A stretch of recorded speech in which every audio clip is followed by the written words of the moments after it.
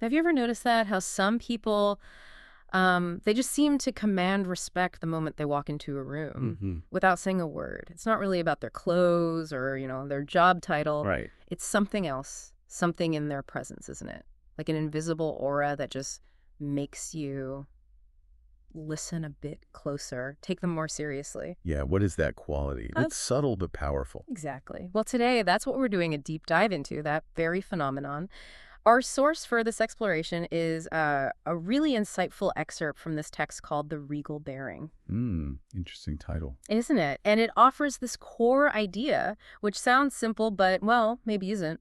Act like royalty, carry yourself with dignity, and others treat you with respect. Okay. Act like royalty. That definitely catches the ear. It does. So that's our mission today, to Yeah. really unpack that statement, not just the concept, but practically. Right. What does it actually mean day to day? Yeah, what does it truly mean to act like royalty if you don't have a crown? And how do we cultivate this dignity? And crucially, that connection.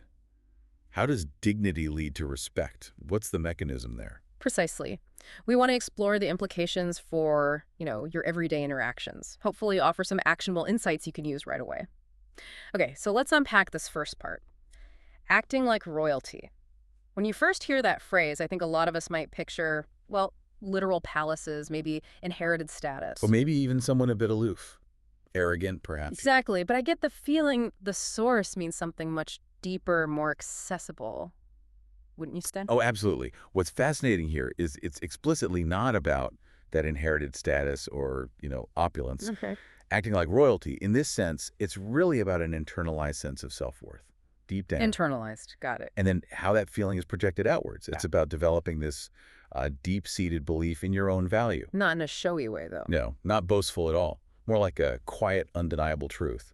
And this belief, it then manifests as, well, as a bearing, a demeanor, a presence. Like that aura we talked about. Exactly. An almost palpable confidence that communicates your inherent value. It suggests a real self-possession, a calm understanding of your own space, your time. Okay. And it's a quiet confidence, really, in who you are, what you bring, and importantly, the boundaries you uphold. It's definitely not arrogance. Right. That's a key distinction. Arrogance often covers insecurity, doesn't it? Precisely. This is more foundational. Yeah. A solid belief in yourself that just Yeah. emanates. Hmm. Doesn't need external validation or, showboating. It's like an inner stillness that projects strength. Okay, that distinction is crucial. Self-worth versus arrogance. So if acting like royalty is about this inner belief projecting outwards, the source then immediately says carrying yourself with dignity. That feels like the bridge, right? The practical manifestation. Yes, exactly. The how. But dignity, it can feel a bit abstract, can it? How do we break that down for you, the listener? What does it actually look like, feel like, to carry yourself with a dignity? Because it's clearly more than just like good posture. Oh, definitely more than posture. Though, physical bearing is part of the picture. Dignity is multifaceted. It shows up as several connected qualities. Okay, like what?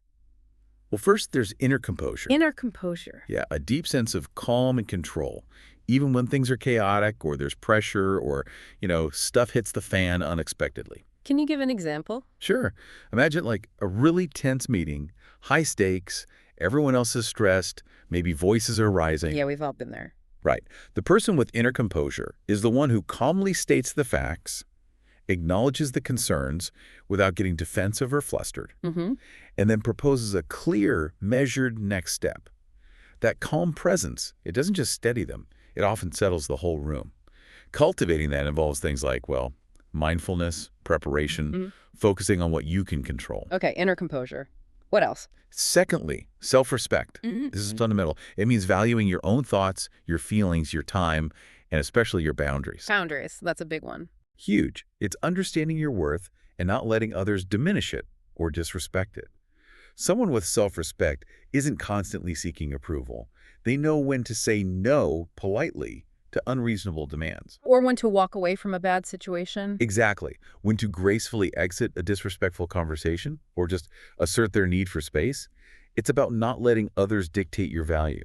Makes sense. Composure, self-respect. What's next? Then there's quiet confidence. Yeah. Again, quiet. This isn't about boasting or dominating conversations or needing to be the loudest voice. Right. It's more of an unshakable belief in yourself that just doesn't need that external validation. It's just there. How does that show up? Well, it's evident in how you present ideas clearly, concisely, how you listen intently without interrupting, or, interestingly, how you can admit a mistake gracefully without it shattering your self-image. Okay. That takes confidence too. It really does. It allows you to speak with conviction when needed, but also be comfortable with silence and to truly listen. Okay, so composure, self-respect, quiet confidence, anything else? Yes, thoughtful interaction. This is about engaging with others intentionally, listening to understand, not just to reply. That's a skill in itself. It is. Responding considerately rather than reacting impulsively or defensively or dismissively. A dignified person engages with respect, offers their full presence, making the other person feel genuinely heard and valued. Okay. And finally, posture does come into it somewhere. It does. Finally, yes, there is poise and grace. This is about how you physically move, sit, stand, gesture. It conveys self-assuredness, composure. Like what specifically? Think about maintaining calm, steady eye contact. Not staring, but really seeing the other person. Right. Having deliberate, controlled movements instead of, say, fidgeting constantly. Holding your head high, not defiantly, but as an expression of self-regard. Okay. It's like the person who walks into a room and takes a beat, surveys it before moving, rather than just rushing for the nearest empty chair. This physical bearing is a kind of silent language. It communicates self-possession, respect for the space. Wow. So dignity is really a whole package deal. It is. And ultimately, cultivating it is an internal practice. Self-awareness, self-respect, that then shines outward through all these things. That's a much richer picture than just stand up straight. But it makes me wonder, how do you actually start cultivating this? Especially if you feel, you're lacking in some areas. Is it a fake it till you make it kind of thing? That's a really important question. And I'd say it's less about faking it and more about intentional practice. Intentional practice. Okay. Start small. Yeah. Really small.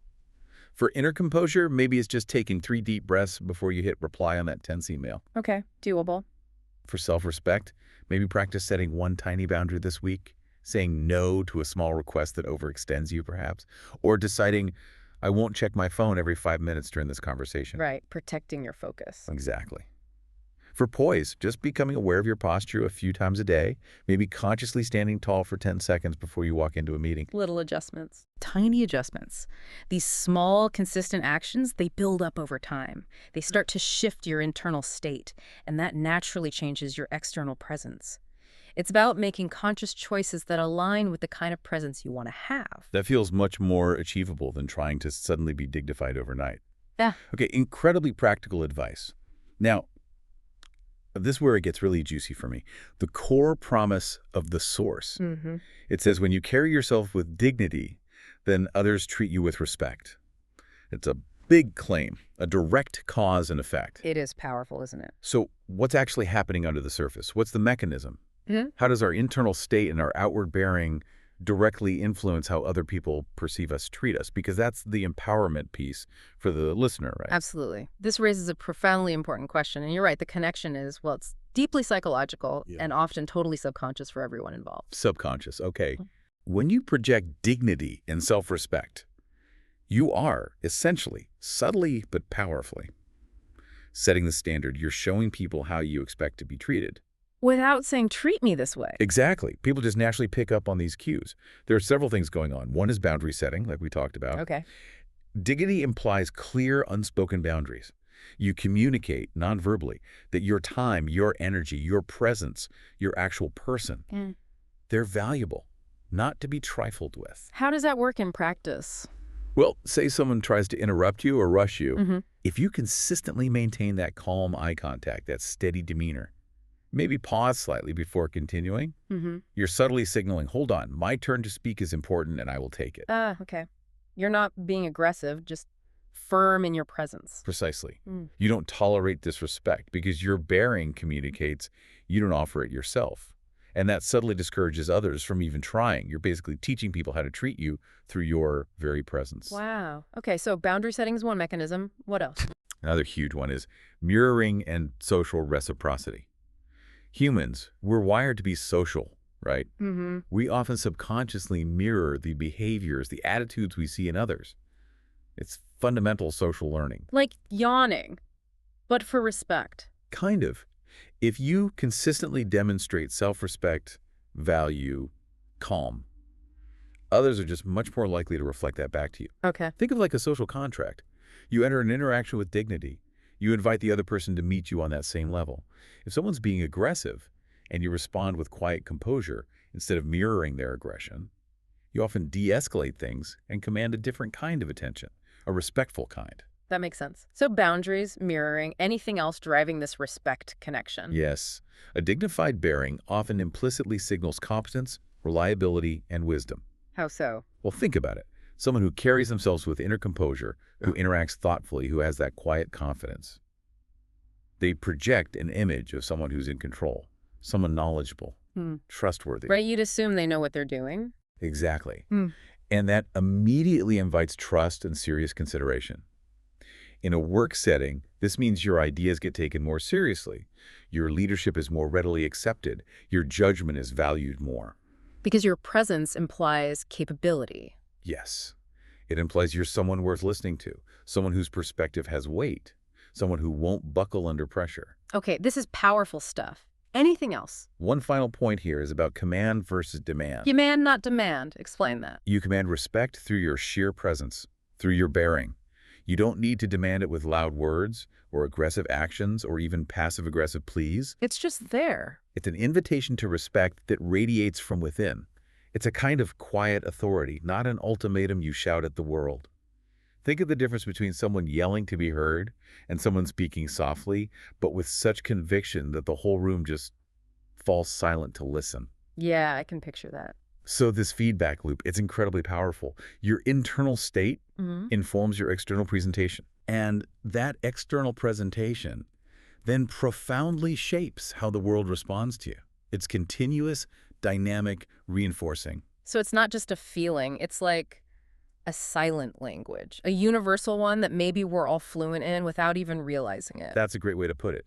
A silent, universal language of presence and value. That's quite a revelation. Yeah. But I can imagine some listeners thinking, okay, is there a fine line here? Can acting like royalty or carrying yourself with maybe too much dignity come across as aloof or even arrogant, especially maybe in different cultures or situations? That's a very astute question. And yes, nuance is key here. How do we navigate that? The key distinction, again, goes back to what we discussed earlier. True dignity stems from self-worth, not a sense of superiority over others. Right. Arrogance is about feeling better than others. Exactly. Arrogance often involves puffing yourself up by putting others down, or at least seeing yourself as inherently better. Dignity, on the other hand, is about securely understanding your own value. And interestingly, that often frees you up to genuinely appreciate and respect others more. Okay, so how do you signal dignity without triggering the arrogance alarm? The way to navigate that line is to consciously pair dignity with genuine warmth and empathy. Ah, warmth. Okay. A truly dignified person isn't cold or unapproachable.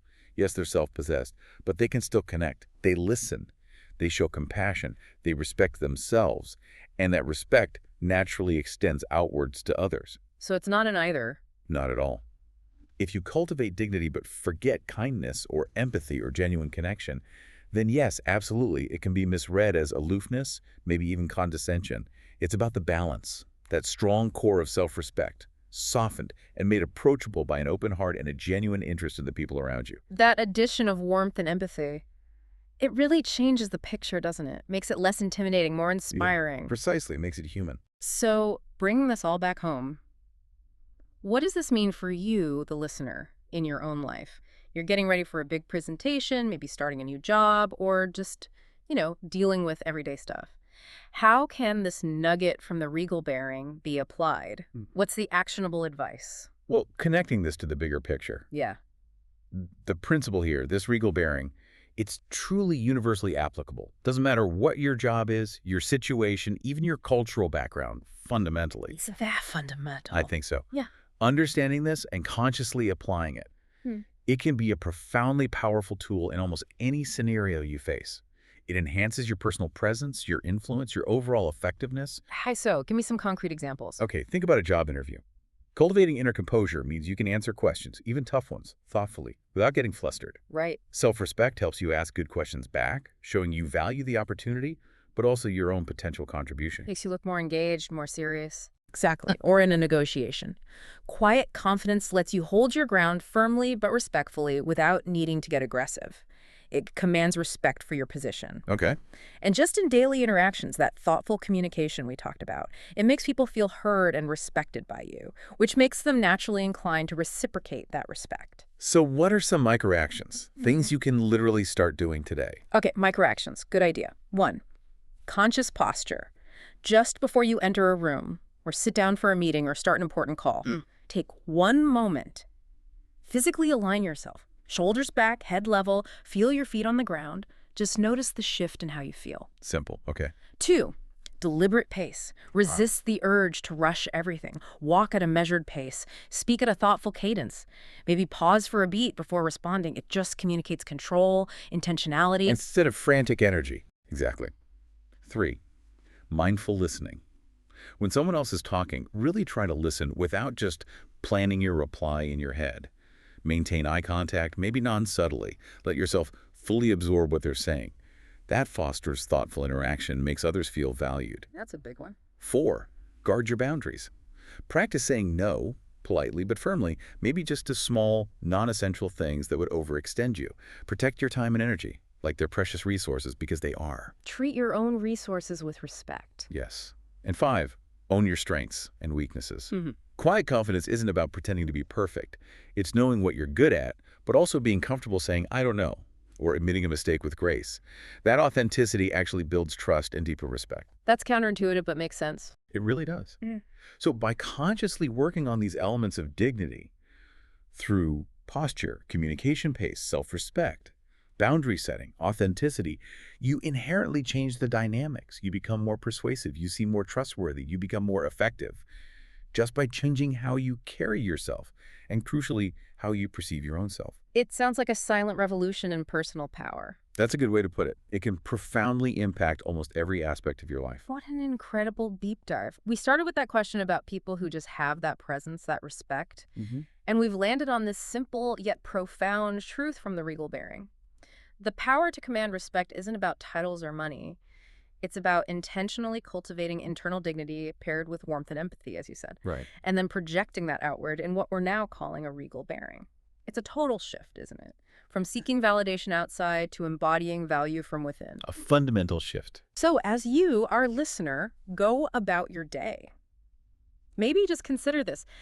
How might even a subtle, conscious shift in your own regal bearing, maybe just your posture today, or how deliberately you listen in your next conversation, or how you hold your own self-regard, how might that reshape things? Yeah, how could it change that next important conversation? Right. Or professional encounter? Or even just your internal sense of well-being. Maybe think about one small, mindful change you could make today, right now, to embody just a piece of this principle. And then just observe. Notice the ripple effect. Exactly. Observe the ripple effect it has, because truly, it might just change how you experience the world and how the world experiences you.